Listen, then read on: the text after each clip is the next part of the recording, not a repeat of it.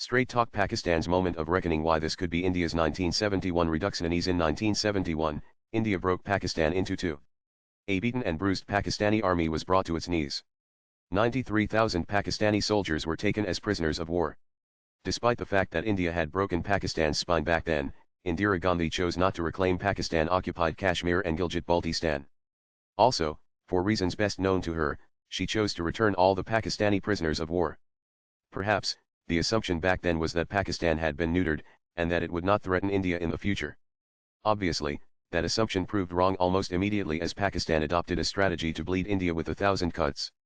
This began with Pakistan fueling the Khalistani movement in Punjab, and almost parallelly, the Jihadi movement in Kashmir. In hindsight, one can argue that India squandered a perfect opportunity to solve the Pakistani nuisance for once and for all. Now, India has been presented with another historic opportunity. In the aftermath of the heinous Pahalgam terror attack, in which Pakistani terrorists racially profiled and executed Hindu men, national tempers are running high. There is a genuine desire to see Pakistan getting punished.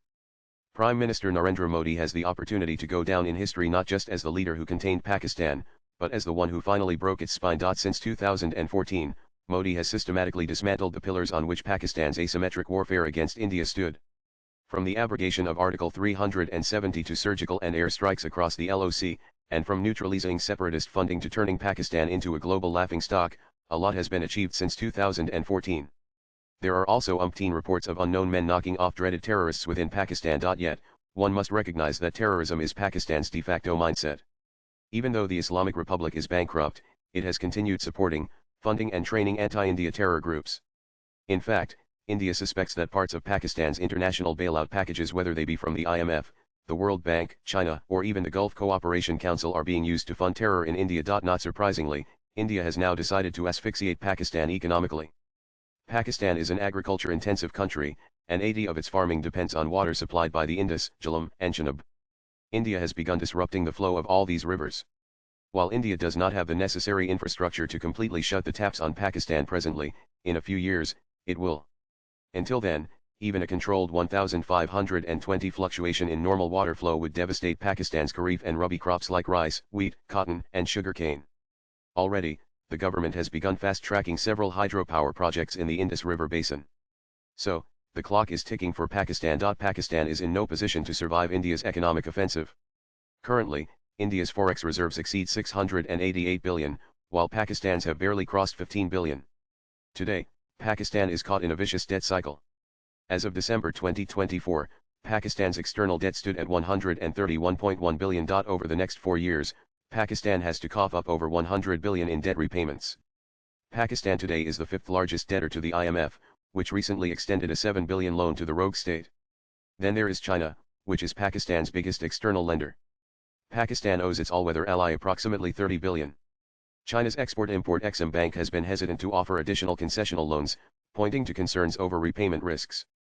Pakistan's request in February 2025 to restructure 3.4 billion in debt, along with its appeal to increase the current 30 billion UN currency swap line by an extra 10 billion, is yet to receive a response. India has begun taking steps to ensure that Pakistan is starved of IMF and World Bank funds, and if successful, this will ring the death knell for the Pakistani economy.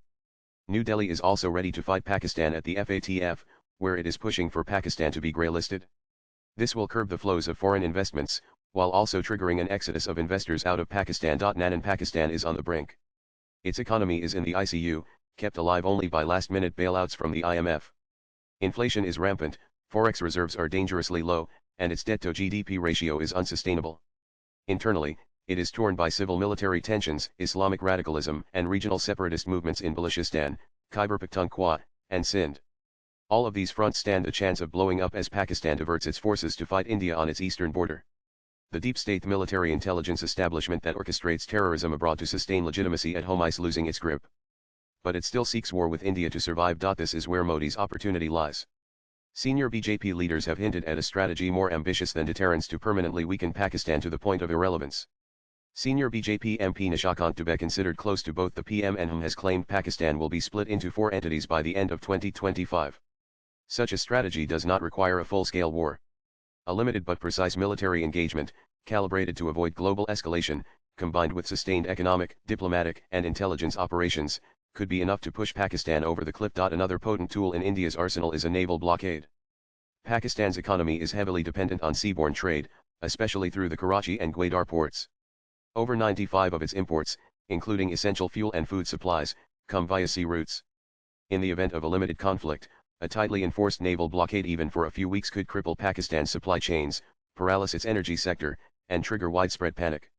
The Indian Navy, with its significant dominance in the Arabian Sea, is well equipped to execute such a maneuver swiftly and effectively. Swipe left for next video. If, as a consequence of these measures, Pakistan breaks up into several entities, nothing like it. Critics will argue that such brinkmanship is risky. But the greater risk lies in inaction. Every time India has chosen restraint in the past, it has emboldened Pakistan's deep state. This time, with the world more sympathetic to India's fight against terror, and with Pakistan weaker than ever, the window for decisive action is open. History remembers those who act when the moment demands it. For Modi, this could be that moment. Latest blogs.